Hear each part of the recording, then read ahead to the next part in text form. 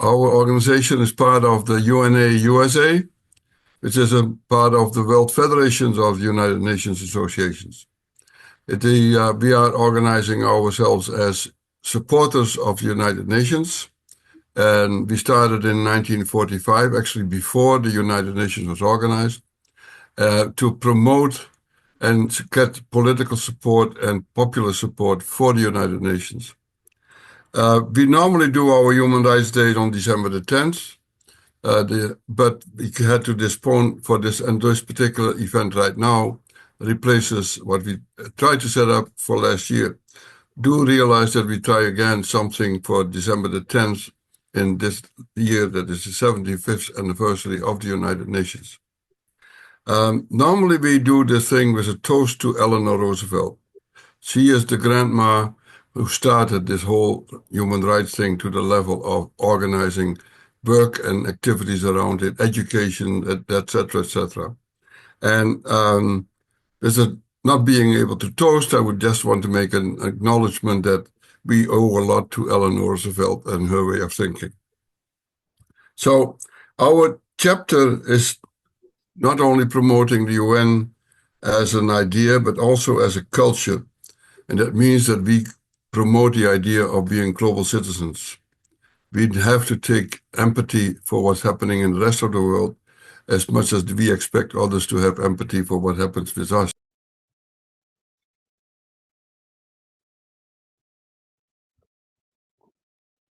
You're muted. You're muted. I am on.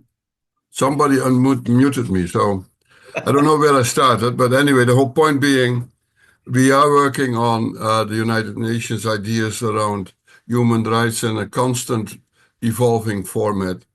And one of the groups that I think want to mention is the Human Rights Watch, who has building on opportunities over the years of organizing human rights knowledge and awareness and bringing that particular material to the world attention.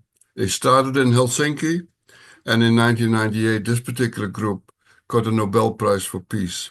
It tells you something about how important this whole notion is about taking attention to human rights as a peace opportunity.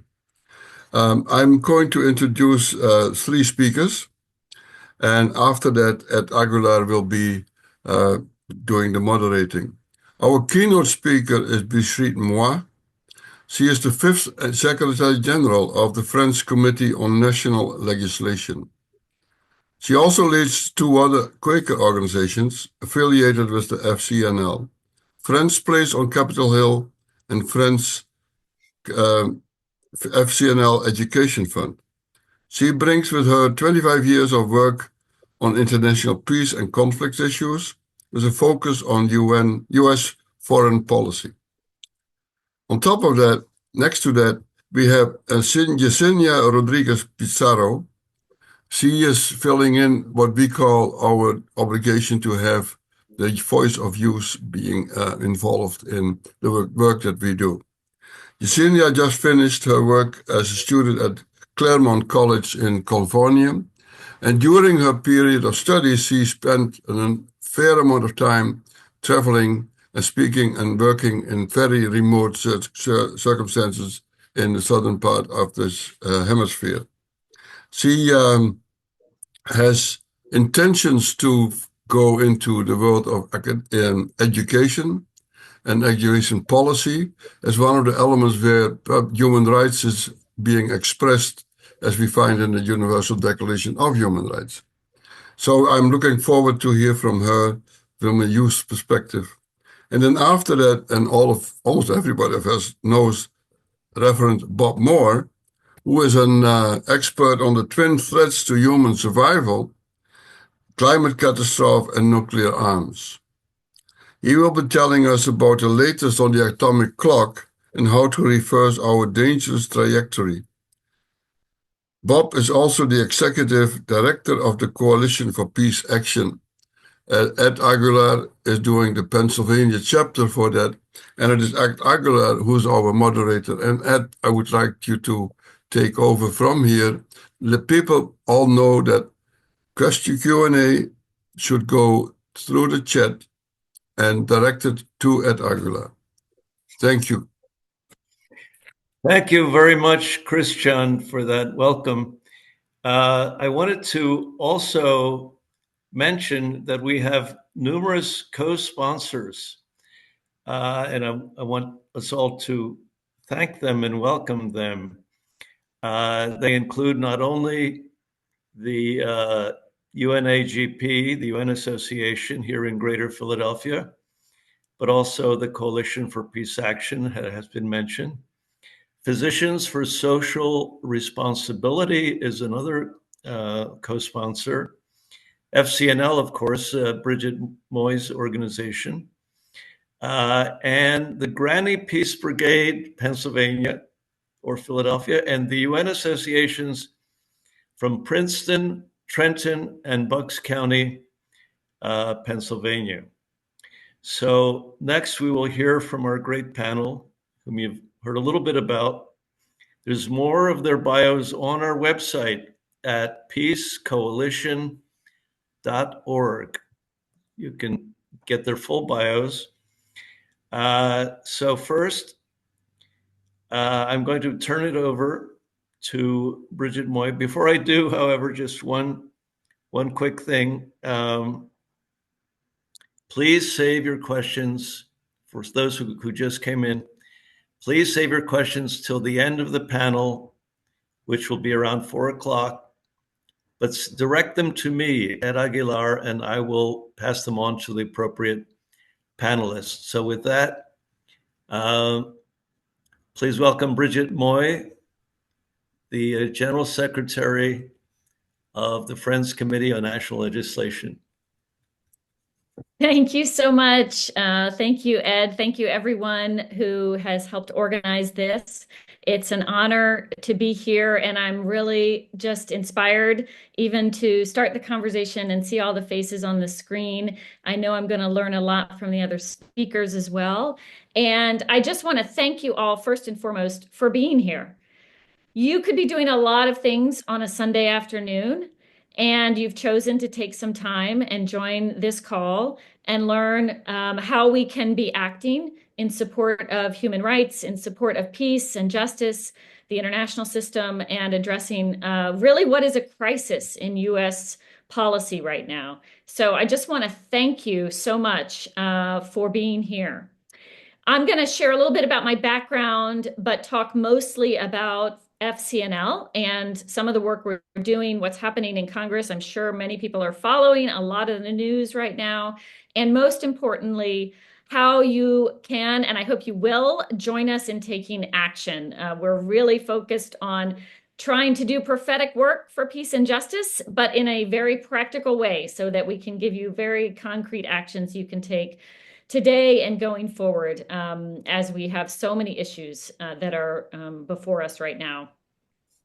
You heard a little bit about my background. I'll just say a little more so you know where I'm coming into this conversation from.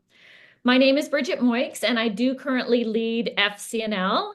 I actually began my career, and it's so wonderful to share the panel with Yesenia. I began my career as a young adult at FCNL just after college.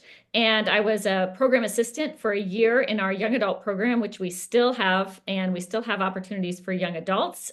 So please, I hope if you are or know young adults, point them our way. And I began that work with FCNL coming from Ohio. I grew up in Ohio, kind of a mainstream life and education. I didn't know there was peace and justice work out in the world that you could do. I didn't know you could lobby your members of Congress on the issues you care about. I had an inkling that things were not right. The world was not just. War should not be happening. There must be another way. And I found my way to FCNL just out of college. And what I learned there, I still believe, is really one of the most important lessons of my life and career, which is that we here in the United States have not only the right to help shape U.S. policy toward a better world, we have a responsibility to do so. There's a lot of different peace work that you can do in the world. I've been really honored to be able to work both on U.S. policy, but also actually at the international level with the Quaker United Nations office. So I'm a big UN fan. Thank you for all the support to the UN. And also with local peace building groups around the world through an organization called Peace Direct, which supports local peace builders who are on the front lines. And I've been able to do work at all these different levels, but I always continually have found myself coming back to FCNL and the work on US policy, because as someone in the United States, as a citizen here, as someone actually living in Washington, D.C. for much of my life, but from the heartland, from the Midwest, Ohio, I know that I can play a role that many other people in the world can't. And whether we like it or not, the US plays a huge role in the world. And so those of us here who can engage our policymakers to try to make US policy move us towards a more just, peaceful, and sustainable world, we have a responsibility to do that, I believe. And so that's what I want to share a little bit about from FCNL's work, given the moment that we are in right now. So let me just say a little bit about that moment. And I don't need to go through cataloging every action that the Trump administration has taken in just its first 2 weeks in office. But as you know, we are in a situation of real chaos and crisis in US policy. And I have a colleague who runs an organization called Darfur Women Action. She's a Sudanese human rights lawyer. She's from Darfur. She's now in the US. She's been here for 20 years working on US policy. And she texted me this weekend and she said, this is the crisis of a century. We are seeing not only the attempts to completely reshape US government with mass layoffs of civil service, with appointments of people who are not qualified for the jobs that they're being given in high-level positions in the US government, with mass pardoning of people who were engaged in a violent insurrection on our Capitol on January 6th. We are seeing moves towards authoritarianism, which Trump did promise during his campaign and is trying to carry through with, particularly around freezing federal funding and overstepping the powers of the executive to try to change what Congress has appropriated in terms of funding both for domestic programs and also freezing foreign aid entirely. USAID, you may have heard, their website went down. The pictures are being taken down around the offices. People there have no idea what's going to happen, if the agency will exist in the future. And these are huge crises. The tariffs, of course, now we know tariffs are being rolled out that will have a massive impact on our economy. And the executive orders that President Trump continues signing that recreate these chaotic changes, many of them are being challenged in the courts. They will be challenged in the courts. And much of what they are attempting to do, we know, is not legal or constitutional. And so there will be a lot of challenges to it. I'm very proud that Quakers have sued the Trump administration for its move to remove protections on houses of worship, in particular, for migrants. And I'm really proud that Quakers, as a Quaker organization, are standing up and trying to use the levers of power to rein in what is a very extreme agenda that's being rolled out very fast. But all of that is to say the chaos and the confusion and the feeling of fear and overwhelm that I know many, many people feel, I have certainly been feeling, that is part of the strategy. That is part of the strategy of an authoritarian move to try to undermine our democracy. And so I've been working really hard and working with FCNL colleagues to stay grounded and centered on what is it that we can do? How do we not get swept up in this chaotic, confused, fear-driven approach that is really is threatening our democracy, as well as many, many lives, harming many, many people through mass deportations, through these freezes on international aid that are affecting everything from international institutions to local community-based groups here in the US, as well as around the world. How are we going to respond? We know that Congress has a vital role to play. So the courts are going to be playing their role, and we'll need that. But we have three branches of government. We still do, folks. We still do have three branches of government.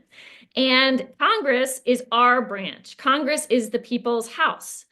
And whether we agree much with our members of Congress or not, whether we have members of Congress who we think may never do anything we want them to do, or we have members of Congress who we think we agree with them a lot, but they don't have any power right now. What are they going to do?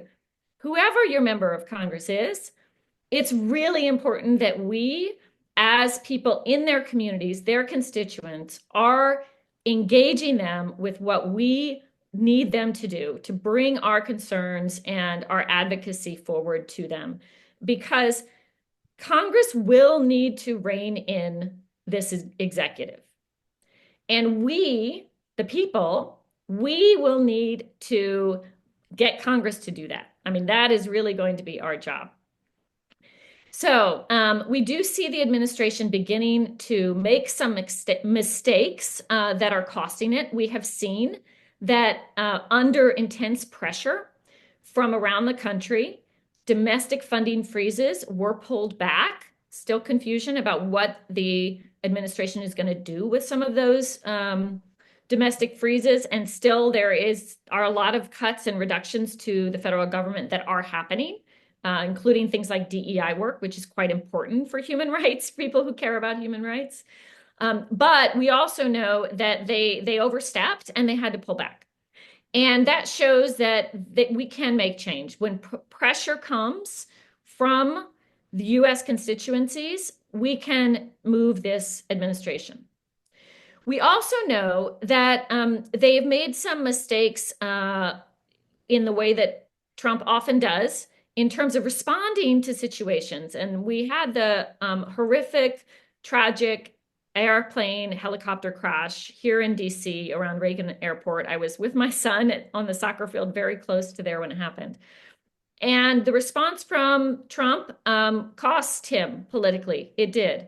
And so we're starting to see that this administration, although it has come in with an agenda that it is trying to ram through as quickly as possible, it will be making mistakes, and it will be having to respond to less support than it has had. I think the most support this administration has had was when it came first day in the White House, and it's only going to diminish as things get worse and as things like the prices of gas and groceries go up because of tariffs.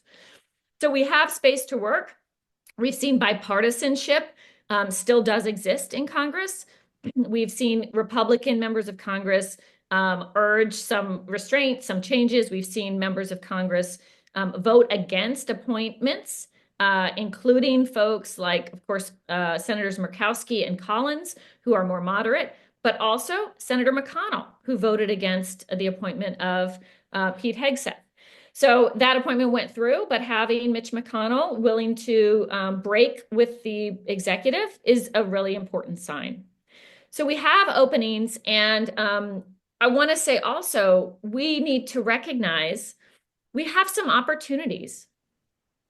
FCNL has worked since October 7th, urging a ceasefire to the crisis in the Middle East and an end to US complicity in mass violence in Gaza and a return of all hostages.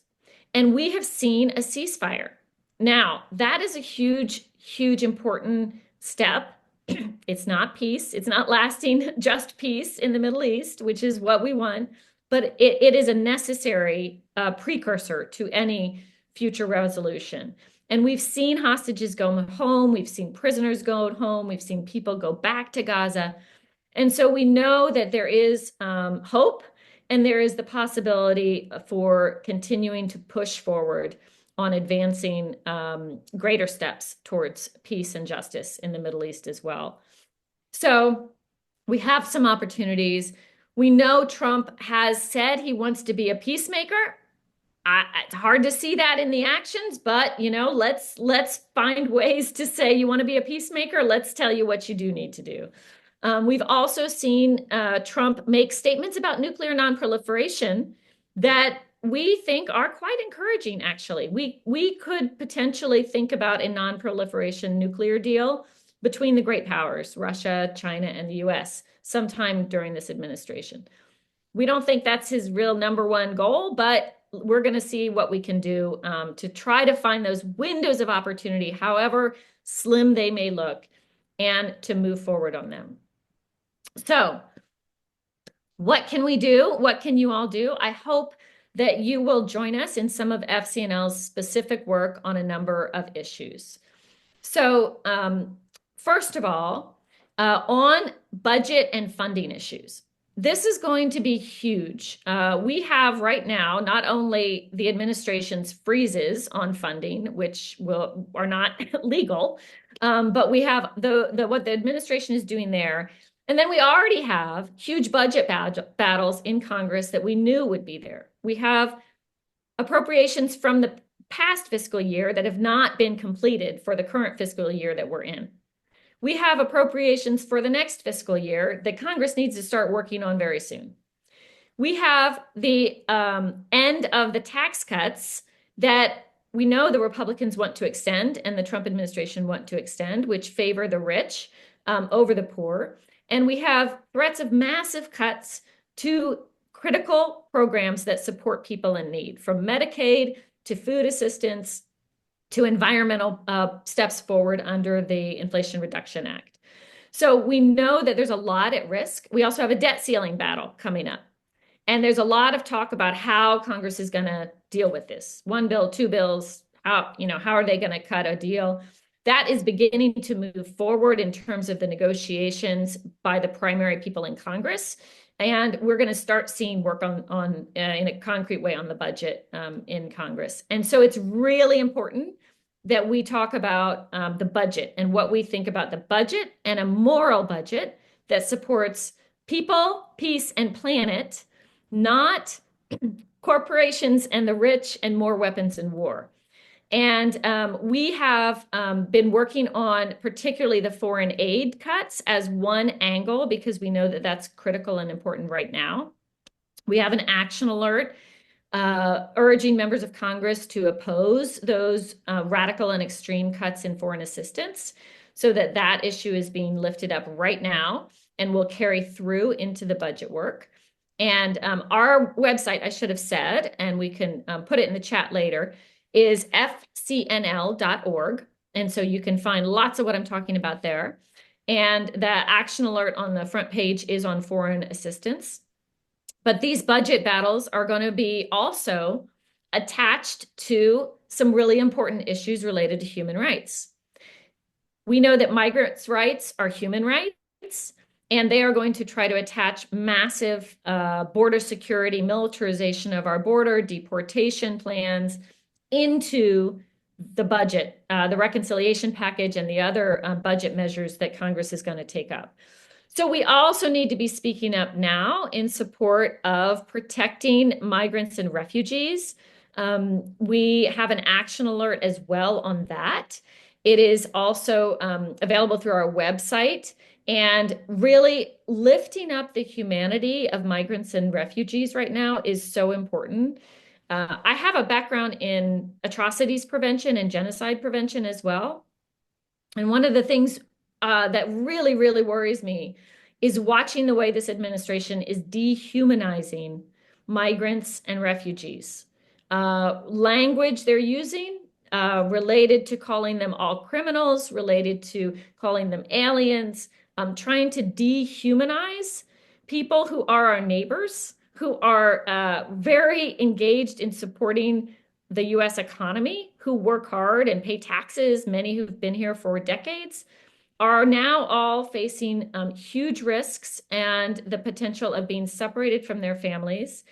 And the need to speak out to Congress on this that people have is very, very important. So I just want to point us all to that action alert and to the issues of migrant care and welcome and pushing back against this mass deportation. It really does sound like we're entering an era in some ways similar to the encampment detentions of the Japanese during World War II. You know, the administration is declaring a national emergency, sending troops, setting up camps around military bases. Very, very worrying. So I hope that everyone will find ways to support our migrant neighbors. And then the third issue I just want to lift up for action that we have an action alert on our website as well is around the Middle East and is around, in particular, again, funding. One of the things that happened under the Biden administration was the cutting of all funding to UNRWA. So the UN agency, which supports Palestinians all around the world, and particularly in Gaza and Palestine, the Palestinian territories, all US funding was cut from that agency. This is a critical lifeline for people in Gaza now trying to go back to their homes and find something to rebuild from the rubble. It's a critical lifeline for education, for healthcare, for basic human needs for Palestinians. So we have been working on legislation, which is being introduced in the next week or two. So it'll be new legislation. It was introduced in the last Congress, but it's coming back. It's the the UNRWA Emergency Funding Restoration Act.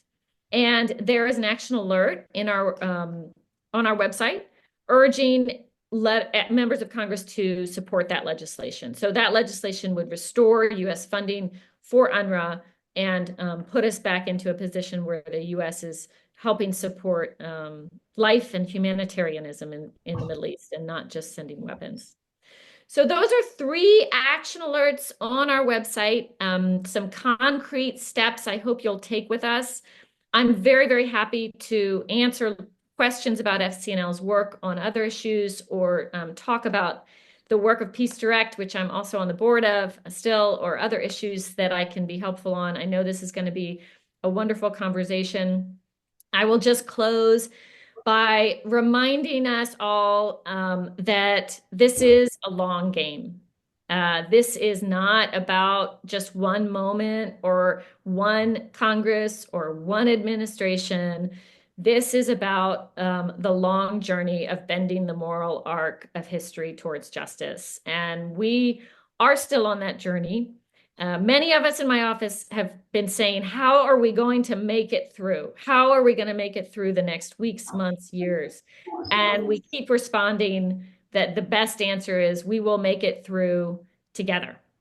So thank you all for being here. If you do have one last pitch on a FCNL opportunity, if you are or know young people, we have our Spring Lobby Weekend coming up in March. We're going to have young people advocating around protecting vital funding for human needs, Medicaid, SNAP, and other programs.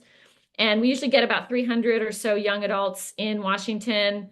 We train folks to lobby. We go to the Hill, send them to the Hill, and they do amazing work with us. So please do share that opportunity. And thank you so much for all the work that you're doing and for welcoming me here.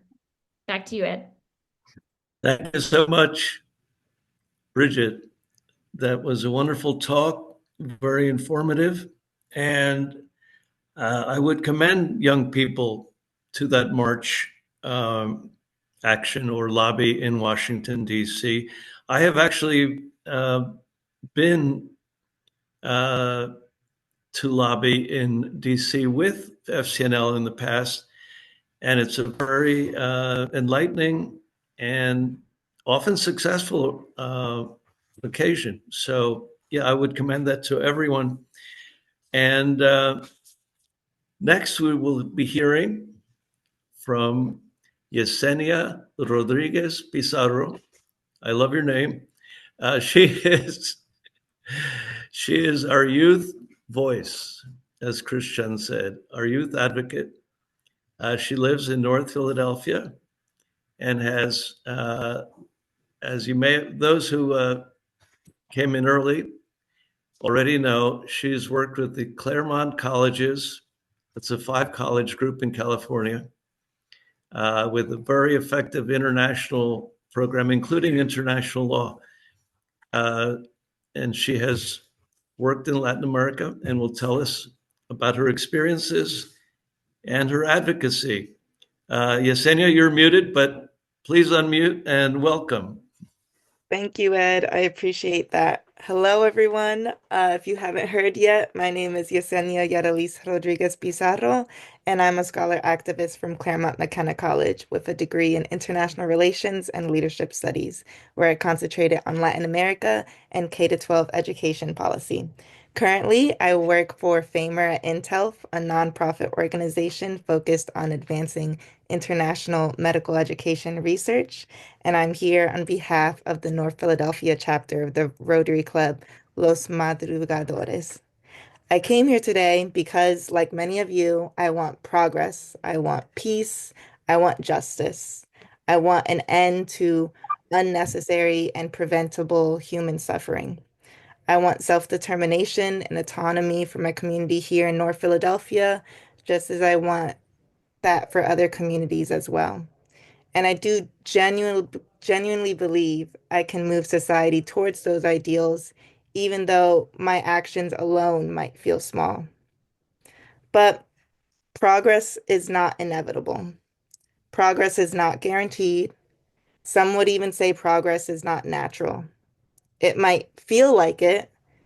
Over the past 3 decades, significant progress has been made in society. According to WHO, the global under 5 mortality rate has decreased by 59% globally in just the past 30 years. Between 2010 and 2021 alone, new HIV infections worldwide have decreased by nearly 22%, while HIV-related deaths have fell by 40%. Just in 1998, there were approximately 350,000 reported polio cases. Now, due to extensive vaccination efforts, it has been nearly eradicated, with only 6 reported wild poliovirus cases in 2023 worldwide. But that progress was not natural. It did not come out of thin air. Our DNA did not just change all of a sudden to fight these diseases. It was the result of sustained, ongoing, open-minded international collaboration. From the big, supersized, funded federal governments like the United States to the small local city councils in Eswatini, to the giant research institutions and universities like Cambridge or MIT, to the local pediatric clinics in Argentina. From the big international nonprofits like the one I work at from 9 to 5, to the smaller grassroots efforts like the local Rotary Club I volunteer for after my 9 to 5. This progress was made by decisions made by everyday people like you and me. Decisions to learn and teach others about sanitation and community health, decisions to create policies around sewage and human waste, decisions to vaccinate ourselves and our children for the protection of our communities, decisions to come to events like this one today so that we could learn from one another and hopefully collaborate with each other through direct action afterwards. Now, whenever I come to events like this one, people ask me, why are you here? You're so young. Why are you worried about stuff like this? You don't have kids. You're not in school anymore. What's the point of advocating for better education policies when it doesn't affect you? I mean, what has the community ever even really done for you? To those people, I would say the community has done everything for me. I've always been helping people. Since I was a literal baby, I would give my older brother my baby bottle when he was hungry, even though it was my bottle.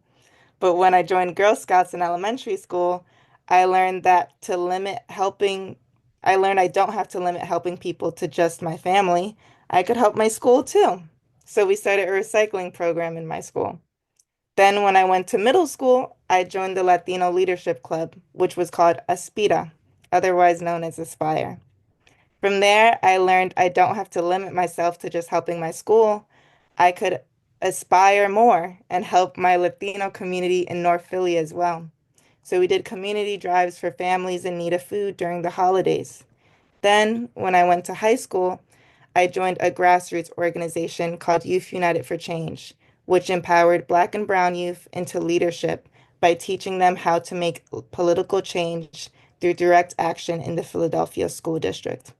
From there, I learned why limit myself to just my North Philly neighborhood. I could impact the entire city. And then with that organization, I went to a national youth conference. Wait a minute, I thought while I was there. Could I possibly change the entire nation? Even though I was doing all this work after school for this grassroots organization, like writing speeches for school board meetings, creating strategic plans for a mental health campaign, researching what best policies to best advocate for, testifying in front of city council for policies that weren't even going to be implemented until after I graduated out of the Philadelphia School District, something in me was changing. Every time I was advocating for my community, I was advocating for myself. No, I wasn't going to be directly benefiting from these programs I was advocating for. I wasn't going to get to relive my childhood again with these policies in place, but I was advocating for the community that maybe little Yesenia deserved to grow up in, the community and education we all deserve to grow up in. If it wasn't for doing so much work in those smaller local community efforts, I would not be able to talk to you all today. I may have physically grown up, but I would still be the small, shy girl from North Philly who didn't know how to speak up on behalf of her community, her friends, her family, or even herself. Now, other times I tell people that I've been working for the international nonprofit industry for the past 6 years, and they get confused. Why? A lot of them say, I get why you might work for your own community, but why other people's communities? We need help here. The United States is practically on fire right now. All of your effort, time, and resources should be helping your own people before you're helping somebody else. While I was working for that grassroots organization in high school, I had the amazing opportunity to go on a service trip in the Dominican Republic with a scholarship given to me by the Council of International Education Exchange. I was to go there and volunteer at 4 schools the summer before my senior year in high school. I wanted to expand my impact. I didn't want to just help people in Philadelphia or the US. I wanted to try helping people abroad too, especially in the Caribbean where my family is from. I had an amazing time there. The families were welcoming, the kids were so cute, and everyone was so friendly. Everything felt different from North Philadelphia. I saw actual green spaces and even my first ever waterfall. The air felt cleaner in Santiago, but at the same time, there were so many similarities. Discrimination towards Haitian immigrants, like towards Black and Brown immigrants here in the US. So much poverty, but made so much worse with the lack of government assistance. Kids not even realizing they're living in under-resourced areas and still playing outside every day after school. They reminded me of me. One of the schools we came to support was in a neighborhood called Hoyo de Pochula, meaning hole of Pochula. In the US, we have heard stories of 1 or 2 houses being caught in a sinkhole, but this was an entire neighborhood. Homes were flooded often here. Most, if not all, furniture was ruined due to mold. The whole neighborhood was put up illegally as little shacks that the government did not give anyone permission to build. The houses were made of rustic tin, and by a house, I mean more like a 4 by 8 foot room, just 2 feet apart from the next house. The smell of wet dog feces was everywhere, and citizens fought for the government to help them out of these deplorable conditions, but at the time, at least, it was to no avail. Every day, the other volunteers and I went down this half dirt, half cement staircase to go to the community in the hole. And honestly, we loved it. Despite the language barriers, we taught them lessons with the teachers, like kids' songs on hygiene and how to make ensaladas. And they would correct us on our Spanish and teach us fun games, but we connected nonetheless. On the last day while we were there, we took the kids outside of their compact urban community on a bus to a large green space outside of the city they typically were in. There we had an entire day of fun and activities and lessons on respect and community values. At some point, we had to do what I forgot everyone inevitably has to do. We had to say goodbye. As the kids were getting lunch, I hugged them and took last minute pictures. Then one of the little kids said, "Hasta mañana," which means see you tomorrow. And then one of the other volunteers, Sophia, had to say no, no mañana. And suddenly Sophia burst into tears, tears so infectious that nearly everyone else in our group started crying too. The kids asked why they were crying. I had to explain to them that we might not see each other again. So they all started giving us group hugs and saying, Te amo, te amo. I didn't cry at first. I saved my last goodbye for one of my favorite kids, Autauri, a quiet yet sweet 6-year-old boy. I got up to go to the bus, but when I looked back, he had tears rolling down his cheeks, dripping on his lunch. That's when I broke down crying. I cried with him, hugged him, gave him all my bracelets. Leaving onto the bus, I spoke to no one all the way back to our host families. I felt angry at my leaders for making us leave, at the program for scheduling this to happen, at society for seemingly throwing away these kids. Finally, I just felt angry at myself. I felt I caused this pain. I felt I was selfish for going on this trip. I felt angry for creating relationship with these kids and then departing with them from them just like that. It broke my heart. I knew I couldn't stay and I couldn't help them much when I came back to the US, yet I went. Who was I to think a 16-year-old could actually change a community abroad in a different language than her own after only 3 weeks? Were my efforts useless?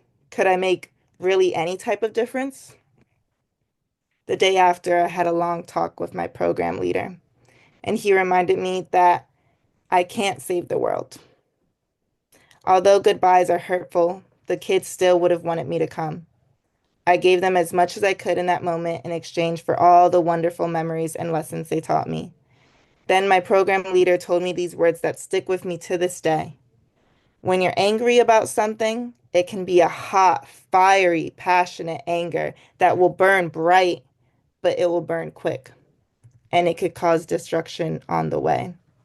Or you can turn that anger into a cold, quiet type of anger, an anger that can be turned into coal and use it as fuel for years to come.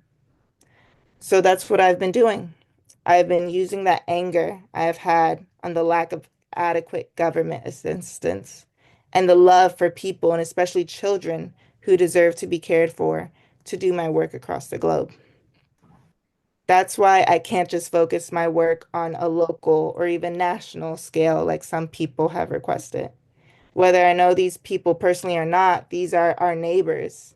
These are our brothers and sisters. Even if we took our morals aside, from a logical perspective, if your neighbor's home was on fire, wouldn't be the best course of action for you to protect your own home be to help your neighbor put out that fire? Or should we sit idly by to potentially wait for the fire to spread to your own house? I want to leave you with one more anecdote. I had the privilege through another scholarship, partially through my college and partially through my Rotary Club, to study abroad and do service in Ecuador during the fall of 2021. There, I was able to witness real direct community action in El Oriente, otherwise known as the Amazon. My classmates and I were to stay there for a week. On our second to last day, we were coming back from class learning about indigenous herbal medicines, and we ended up having to go through a protest being held by the indigenous community there. The state we were in is a very rural state, right? Is a very rural state. So there had been only one road that connected this state to the next. It was suddenly blocked by concrete, rocks, and mounds of dirt. Just that morning, we had passed by, and it was quiet besides a couple of cars passing by. Now there was a line going back miles and miles of cars and trucks patiently waiting to go through. The indigenous community set these blockades up in hours and stood by them waiting for either police or government officials to come to the table to give their demands. A mix of men and women took part in these types of protests in Ecuador, sometimes wearing cultural attire, painting their faces with culturally significant symbols, and occasionally even holding traditional symbolic spears. This causes major economic disruption and can even lead to food shortages if government officials let it go on for too long, as these blockades are usually held on major highways in rural areas where there's no other routes for business trucks to their destination. Despite these major disruptions affecting citizens and business owners, those who are directly affected, like neighbors or consumers or drivers of company food trucks, usually stay neutral or support the protests during these times. In the end, these protesters in El Oriente won their demands from the government in mere hours for more funding for their education programs for their students. Now, I implore everyone to go through the processes to get their wanted policies passed locally, nationally, and otherwise. But I also implore you all to look at the other tactics and methods other communities are using, to learn from our international community to pass action. Have ways for everyone to get involved through direct action in the political process. So from the fires in LA to the hurricanes in the Caribbean, from the war in Gaza to the continuous US interventions in Latin America, from the lax vaccination policies in one country that could just as easily cause an outbreak of diseases globally, we are all interconnected. I remind you all, progress is not inevitable. Progress is not guaranteed. Progress is not even natural for us. Progress is made by the decisions and actions that people like you and I make every day. Let's make some strategic and international actions together. Thank you for your time. Thank you so much, Yesenia. That was a wonderful and, I must say, passionate talk. And it doesn't surprise me because I've heard you speak before. And I love the way you harness, as you say, you can harness anger at the situation into very positive action and deeds. So thank you for that. We have several comments on the chat. Manisha writes, wow, Yesenia, that's very inspirational. Deborah writes, where do we find more young people like Yesenia Rodriguez Pizarro? That's a question I've been asking myself, and maybe you can help us to get some more on board. So with that, we have one substantive question so far on the chat. Ed, aren't we going to wait until after my talk to do all the questions? Oh, yeah, I'm sorry. I'm getting ahead of myself. So our next speaker is Reverend Bob Moore. He is, many of you know him. He is the executive director of the Coalition for Peace Action, centered in Princeton, New Jersey. So take it away, Bob. Thank you, Ed. And I want to echo your compliment to Yesenia and also Bridget for excellent talks that they just gave. This past week, we've had alarm bells going off regarding the growing danger of nuclear war. The Bulletin of Atomic Scientists Doomsday Clock, the iconic clock, moved to the closest it's ever been in this entire nuclear age It is now the closest to midnight that it's ever been. And I know several of the scientists that are on the committee that makes those decisions, and they are outstanding experts. And unfortunately, this is not just scaremongering, it was a justified alarm bell going off. The nuclear freeze campaign, effectively, and I was a part of helping start that back in the early 1980s, and so I'm proud of that. That effectively reversed something that had happened when President Reagan became president in 1981. He was elected in 1980 and took office in 1981. That was an initial Cold War escalation, the perpetuation and the increase of escalation of nuclear weapons. In fact, they had escalated so much and gotten to be so enormous, the nuclear stockpiles amounted to globally 70,000 nuclear warheads. They had to invent a new word to describe this horrible situation: overkill. So it was more than enough to destroy every human being on the planet. But in the nuclear freeze campaign, we found the power to begin to reverse that. And from 1987 to 2010, a series of nuclear reduction treaties and other kinds of treaties, like the Comprehensive Test Ban Treaty that banned testing of nuclear weapons, not only in the atmosphere, that had happened earlier in 1963, but also even underground.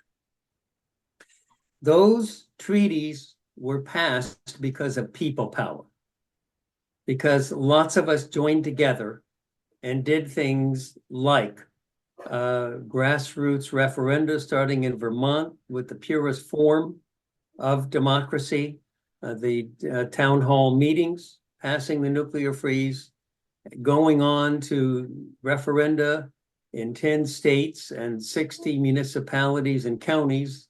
In 1982, we won the one here in New Jersey by a 2/3 vote.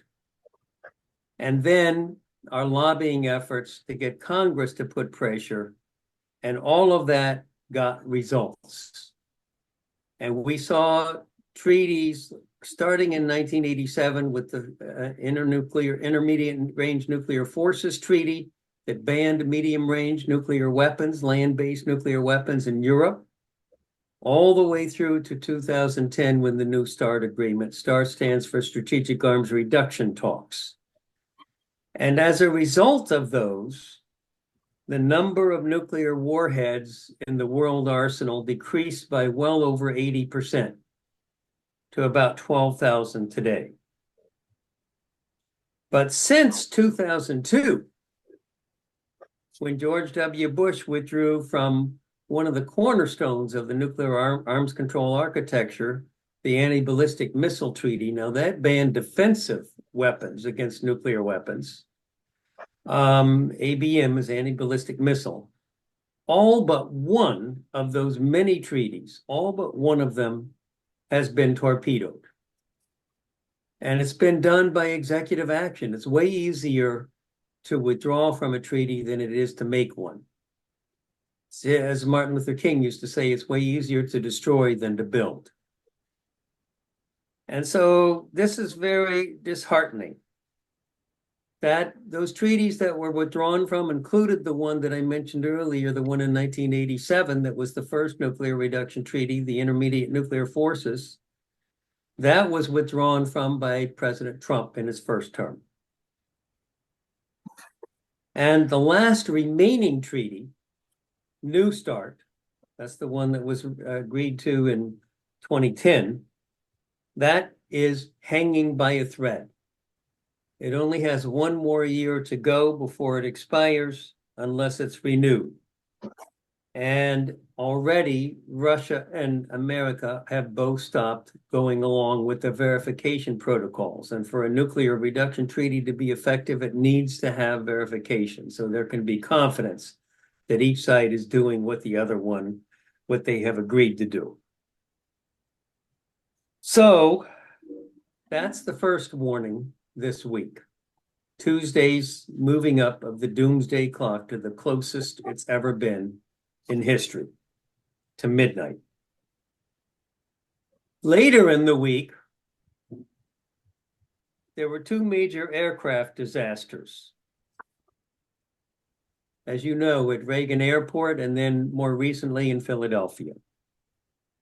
And those have starkly reminded us that all human systems that are designed to control these weapons or anything else, all human systems can fail, whether they're aircraft systems or nuclear weapon systems, they are all can fail. None of them work perfectly all the time.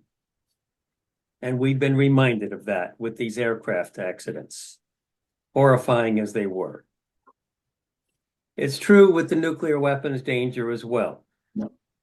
There have been numerous near misses.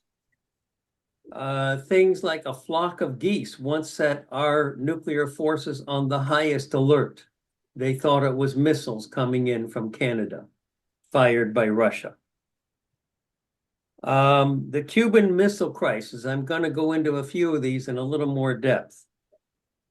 In 1962, the Cuban Missile Crisis brought us the closest we may have ever been to nuclear war.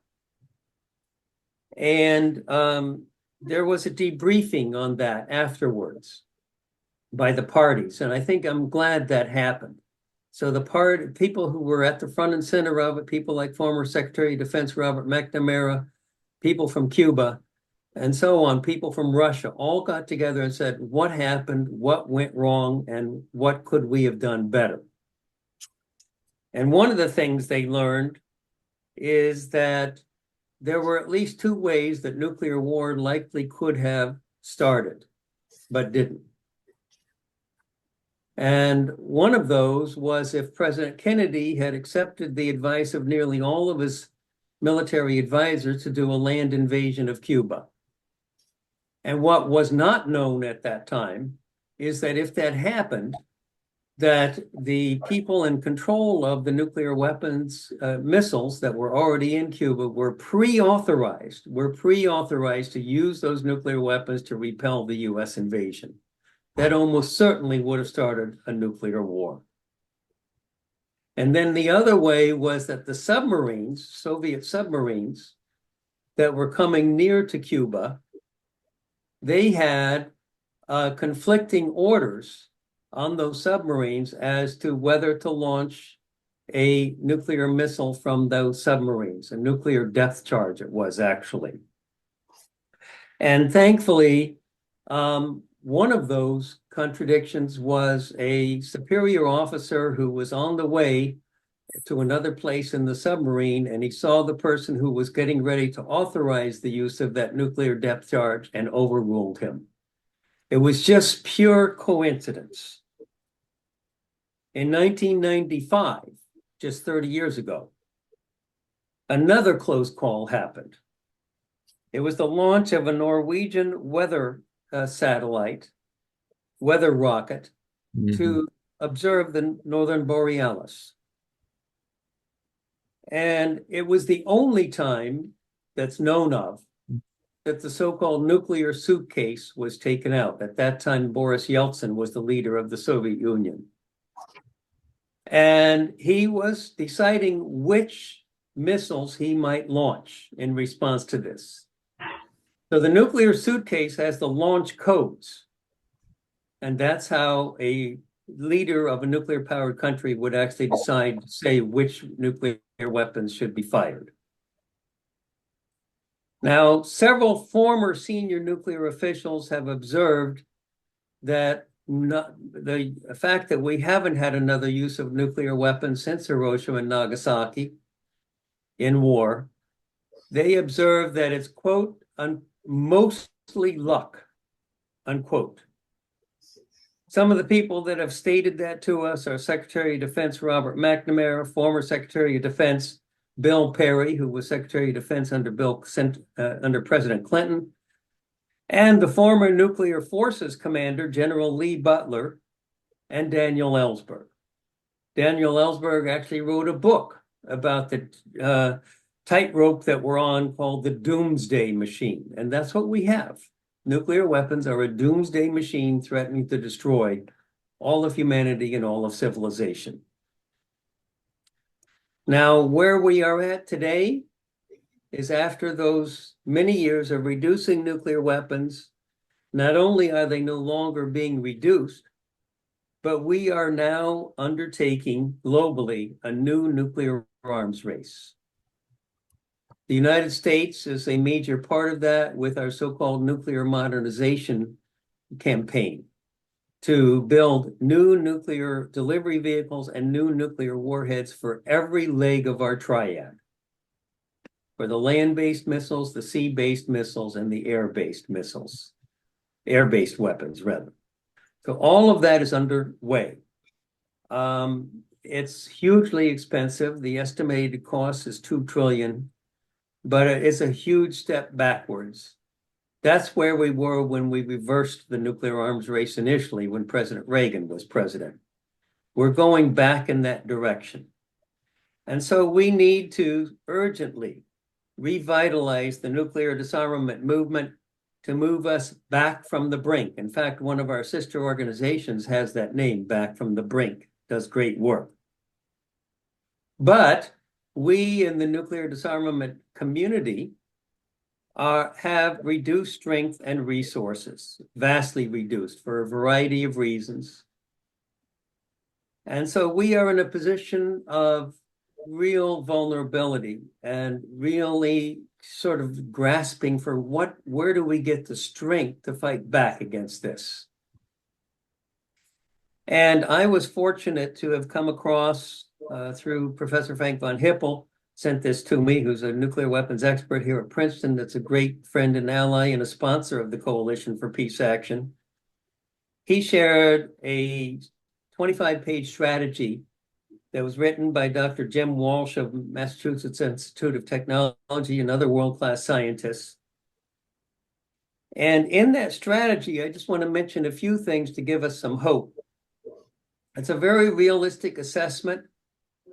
And I just want to highlight one of the things in it is that he says that it's almost inevitable that there's going to be a nuclear crisis under President Trump. He's a reckless person. We all know that. He likes to have a lot of, tough guy, John Wayne kind of approach to every conflict. And so that is probably, Dr. Walsh says, will probably happen in the second or third year of this term of the president. So what can we do to get ready for that, to meet that challenge? Because this is what happens, when the nuclear freeze campaign was taking off, it was partly because people were seeing that there was a continuous escalation of the nuclear arms race and we were getting closer and closer to Armageddon, nuclear Armageddon. People were afraid. And they heard President Reagan, when he first came in, talk about nuclear warning shots, fighting and winning a nuclear war. His Assistant Secretary of Defense, T.K. Jones, said, with enough shovels, we'll all survive. So there were crazy people running our nuclear policy. So we can fight back against that, but we need to build up our strength again. This is his main strategy, to focus our internal resources on rebuilding the anti-nuclear movement, getting it back to the kind of strength that we had during the nuclear freeze campaign. That's a big challenge, but if we work together to focus on that, we could do it. Now, let me just shift in a few closing remarks to the other existential threat that is also a prominent one that threatens life on Earth and is very much interrelated with the nuclear weapons danger, and that is the extreme climate emergency that is unfolding before our eyes. We all know about it every time we turn on the news. There's horrible wildfires in California that have been incredibly devastating, and numerous people killed, of course, and then floods in North Carolina. I don't need to go over the whole list. There is a dystopian future unfolding right before our eyes. And it will be far worse, far more. It's connected with the nuclear weapons danger. Because it wasn't known for a long time until researchers, Dr. Carl Sagan and others, found out that one of the effects of using nuclear weapons, even a relatively modest number of them, would be a nuclear winter. So one of the studies done on this was done by the International Physicians for the Prevention of Nuclear War, and it studied the case of a nuclear war between India and Pakistan. Each of them only using about 50 nuclear warheads. That's only a third of the arsenal for each of them. And what they found is with those 100 warheads, that's less than 1% of the global arsenals today. Just with 100 warheads, that because of the nuclear winter that would result with massive crop failures, 2 billion, that's billion with a B, 2 billion human beings would die from the use of those 100 nuclear warheads. 10 years ago, the Coalition for Peace Action launched our No War, No Warming campaign. Ed has been one of the co-leaders and co-founders of that. And I think that's really the right direction to be going in. These are twin existential threats. We need to work on them together. And we must not fall for President Trump's myopic pretending that they aren't there. For example, saying that the January 6th was some kind of peaceful picnic or something. That wasn't. We all see it. It's documented. It's shown over and over. People were convicted of crimes. Tragically, they were dismissed. Their charges were dismissed and they got off from their sentences.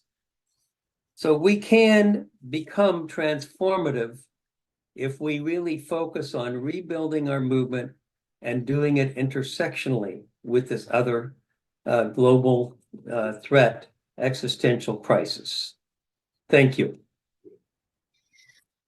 Thank you very much, Bob. That was also quite inspirational. As a fellow member of the Coalition for Peace Action, I am very proud to have Bob as our executive director. As many of you know, I work in the Philadelphia office. So we do have a couple of questions in the chat. Remember, you can direct your questions to me, Ed Aguilar, right in the chat, and I will be reading them off to the appropriate panelists you request. So we have a question from Larry Holman, who is a member of Vets for Peace and also a member of CFPA. And Larry writes, why hasn't the government instituted safeguards towards fascism, as it did for many years against communism? And he directed that to, I believe, to Bridget Moy. Do you want to take that, Bridget? And the rest of you may have a comment as well. Go ahead. Sure. Excellent question. The kind of question I think we're asking ourselves constantly. Why is this possible? Why are we seeing the things unfold that we're seeing unfold? I would say, there are safeguards. It's called a balance of powers among different government branches. And that is at serious risk right now. And what a number of the things the administration is doing go completely violate the laws that are safeguards. Just today, there's the news of Elon Musk and his team trying to access classified material at USAID, and we don't know all that went on, but there are just these constant attacks against anything that is meant to be some kind of safeguard. And I think that some of that will be challenged and they won't be able to do everything. But the constant onslaught of this is part of the strategy that I think is very much designed to undermine the balance of powers and the democratic guardrails that there are in place, that have been in place. And we've seen this deterioration, happening. We've seen the Supreme Court becoming, even just the allowing a felon. I mean, Trump is the first convicted felon to be president, allowing so many things to happen that have happened over the last few years, and a concentration in the executive branch that's actually been going on through multiple administrations anyway already. But what we're seeing now is far, far more extreme.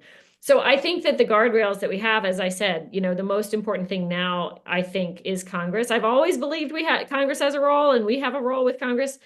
Right now, I think it is what is going to hold our country back from complete authoritarianism in a few years. I mean, that is the kind of existential crisis of governance that I think our country is in. So I think that we need to be continually asking our members of Congress, why is this possible? What are the guardrails? There's violations of law happening. What is going to happen with that? I think that the massive freezes on funding for this past week were a real test. They are testing that power of the purse. They're testing Congress to see if Congress is going to uphold our democratic balance of power. We're going to see what happens. But ask that question to your members of Congress and write a letter to the editor about it, please. I think those are excellent suggestions. Any comments from Bob or Yesenia about that?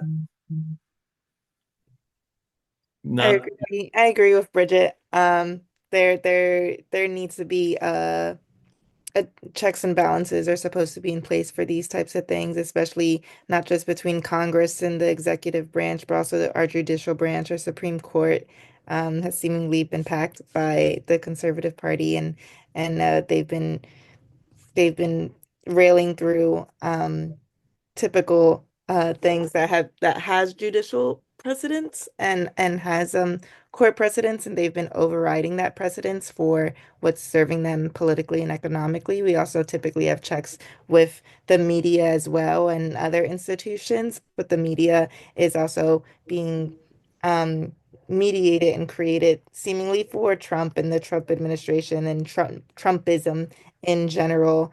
And we even saw on Friday that he seemingly kicked out the New York Times.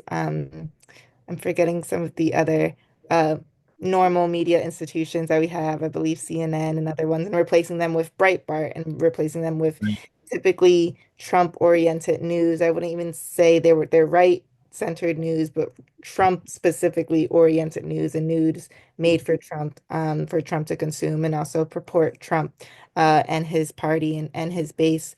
So I think writing letters to the editor, just like Bridget said, and as well as asking our Congress members to uphold him and also upholding our local agencies not to give into Trumpism is really important right now. I would add one other quick thing, which is lobbying. Bridget mentioned lobbying with FCNL, and that's on the chat. Yeah, if you go to your chat, you'll see there's several good links for FCNL lobbying. And also, I had asked Bob to put up the Jim Walsh report if he could on that. We have another question for Yesenia. How can we teach people?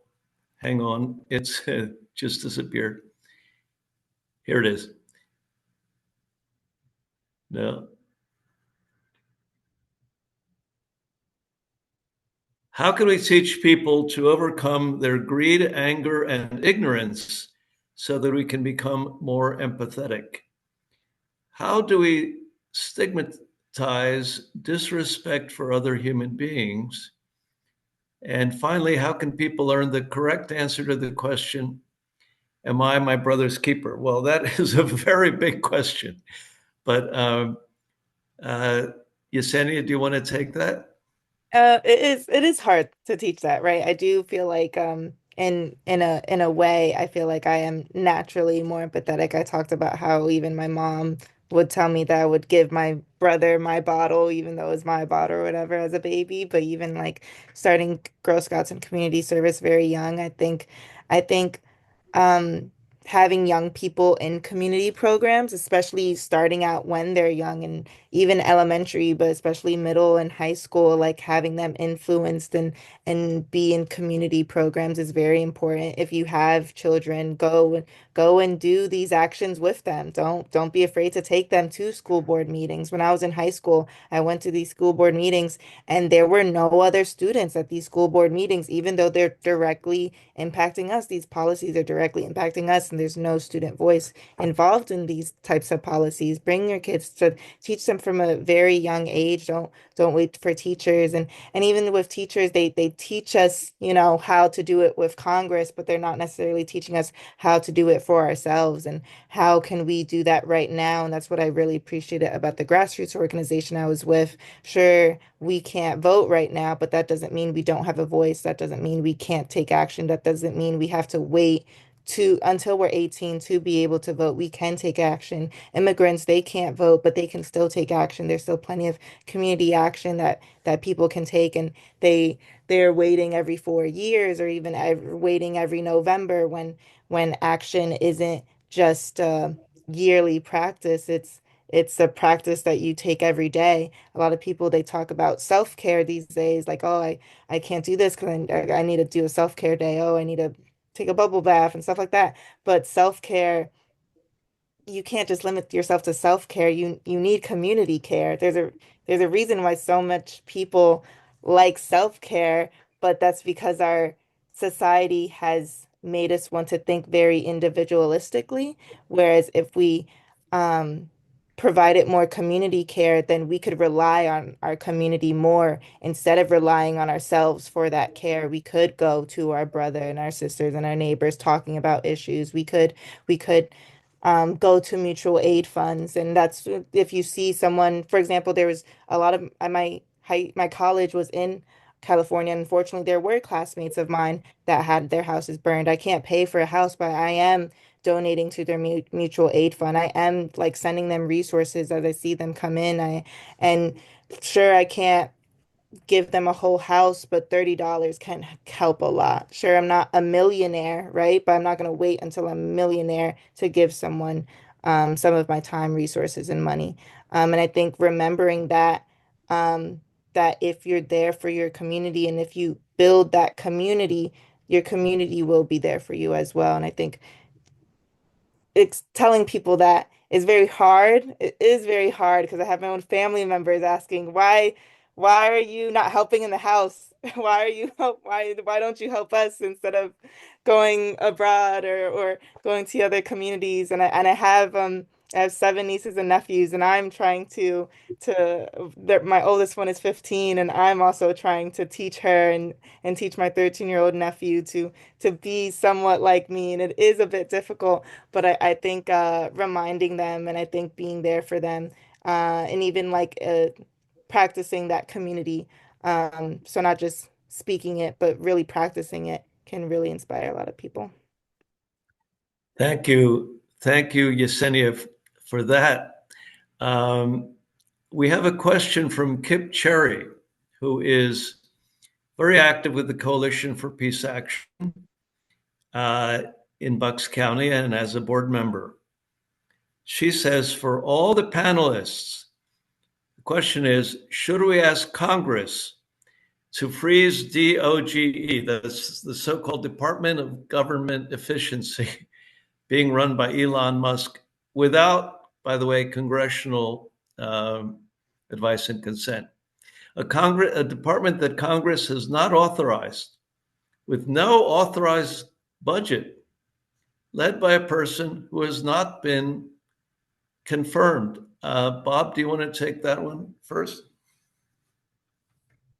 Sure. And I mean, I think that's an excellent point, Kip. There's a lot of things that Trump is doing that are not in the Constitution or are not in US law. And he needs to be challenged both in terms of public protest, but also in terms of court cases.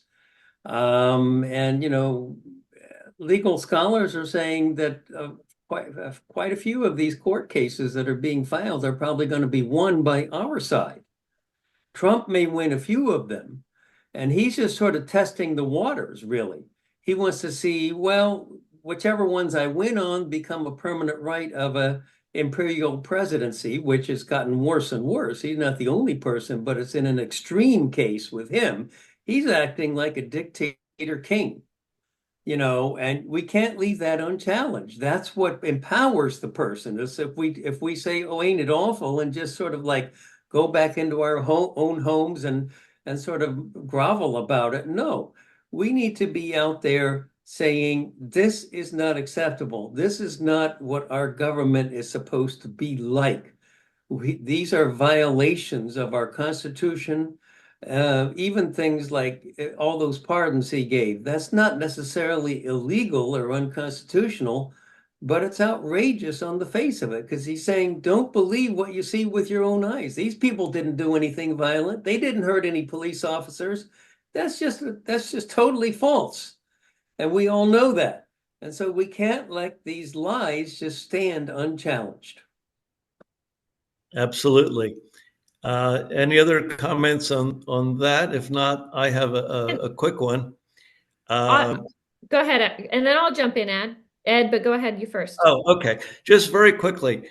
There is an organization that I also belong to called the Natural Resources Defense Council, which has been working for many years on our environment, which is falling apart, as we've seen in the wildfires and everything else.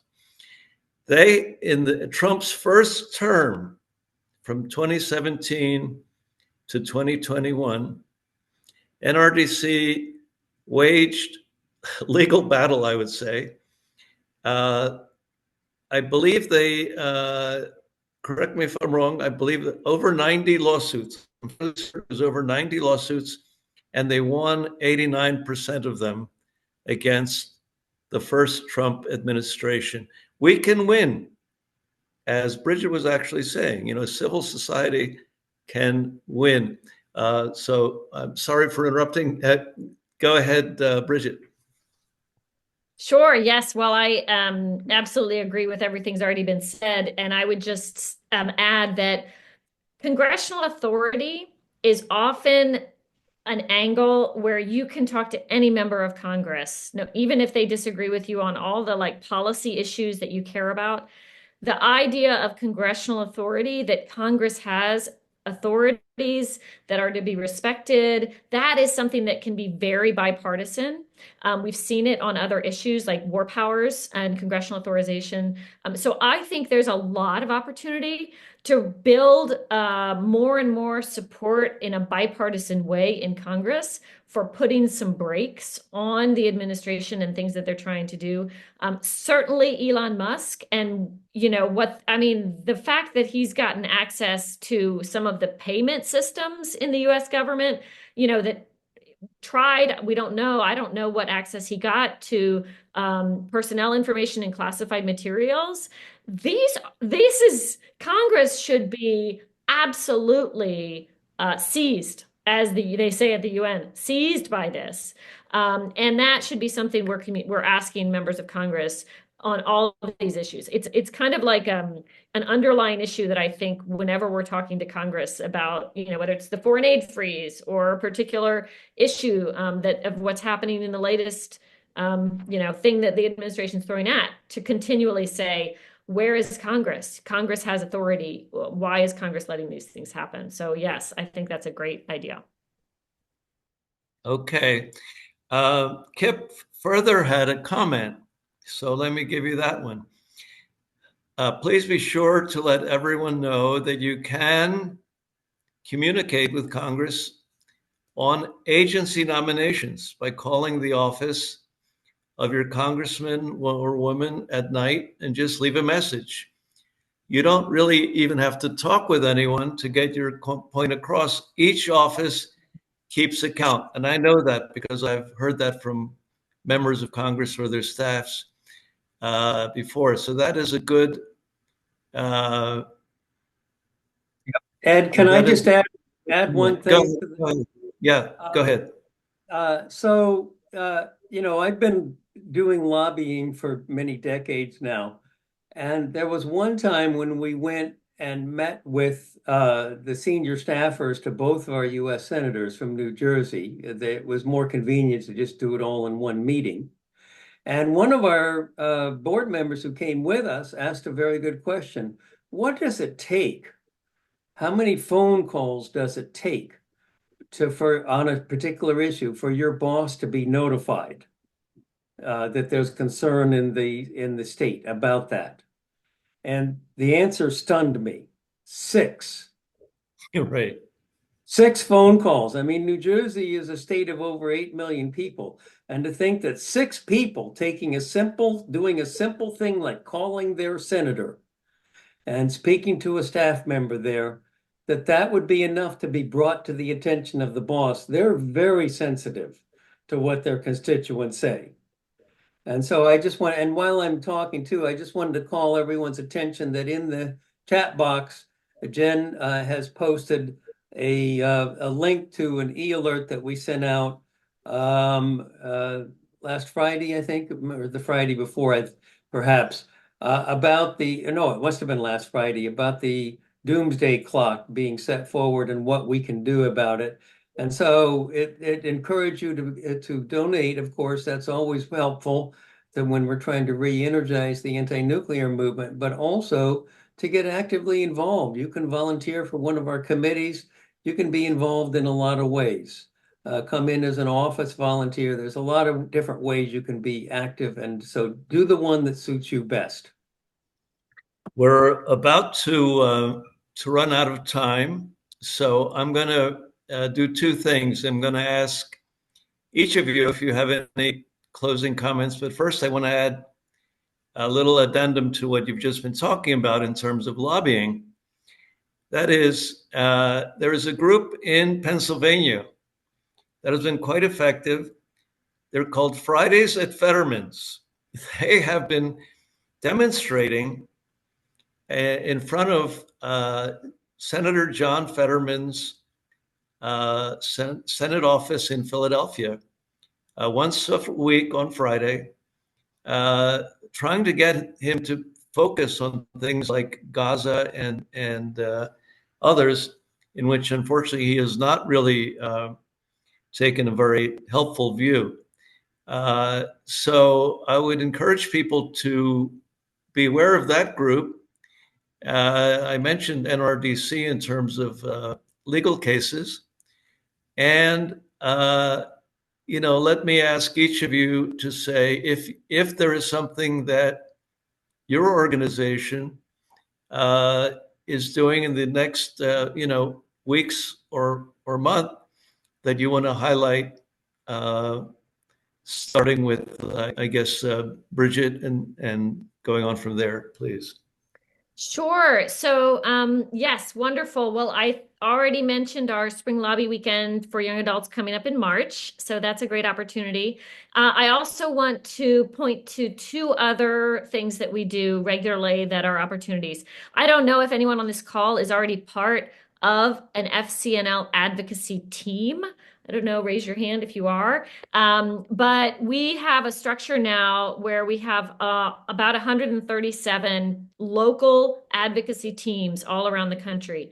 So when I said, how are we going to get through this? We're going to do it together. It's because we know that the power of working together both energizes and sustains us in this work, but it makes our lobbying really powerful.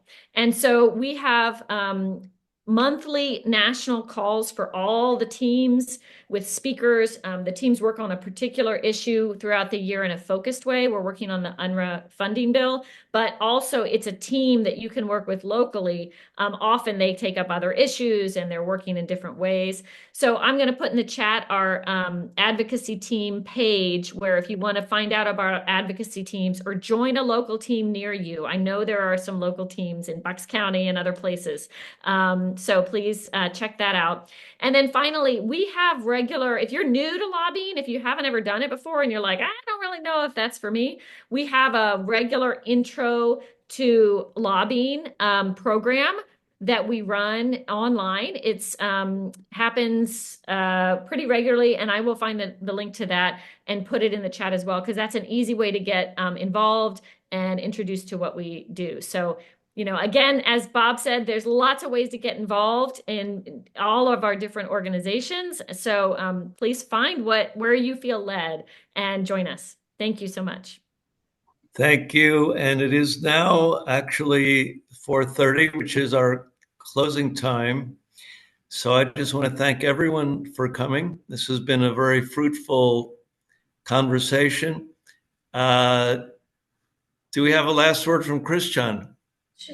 Just following up on what's happening, that Yesenia had remarked about empathy for what's happening abroad.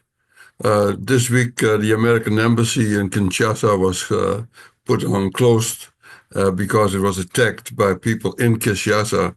Not only that embassy, but all the embassies that have been colonial powers and have been influencing the drama that's unfolding in Eastern Congo. Very clear indication that we have to work in a global situation, and that what we do here locally in the system tells you that if we stay in the system, we still are making mess overseas. So I would like to pay attention to the fact that what this clown is now doing in Washington is not to be discussed only within the system and doing some lobbying here and some lobbying there. The thing is bigger and needs to be understood on a big scale. I urge every one of you to start buying Canadian tomorrow. The civil action needs to go way further than working within the system. We have to start paying attention to it. Very dramatic drama building all over the whole world about breaking up peace and whatever, and bringing in powers that control. I am very worried about the global scale of what's happening. Absolutely. So, Ed, again, I know we're up to the end time. Kathleen is just messaging me that she had a question that you didn't ask of me. Is there any? Yeah. I think what Kip was asking about was, and I was about to mention that myself, is, I mentioned Fridays at Fetterman, but we have 2 senators in Pennsylvania, including a brand new Republican senator who got in by a fairly small margin. And he should be talking to us. I know Kip is making efforts along those lines. I have joined those efforts, and so has Kathleen Welch of FCNL and many other members of our coalition in Pennsylvania. So we'll be updating that for everyone. And finally, Yesenia just put, I believe, did you just put your email LinkedIn. or contact information on the Yep. chat? So you can also directly contact Yesenia about her efforts and everything she's doing. So you've all been great. Thank you for coming.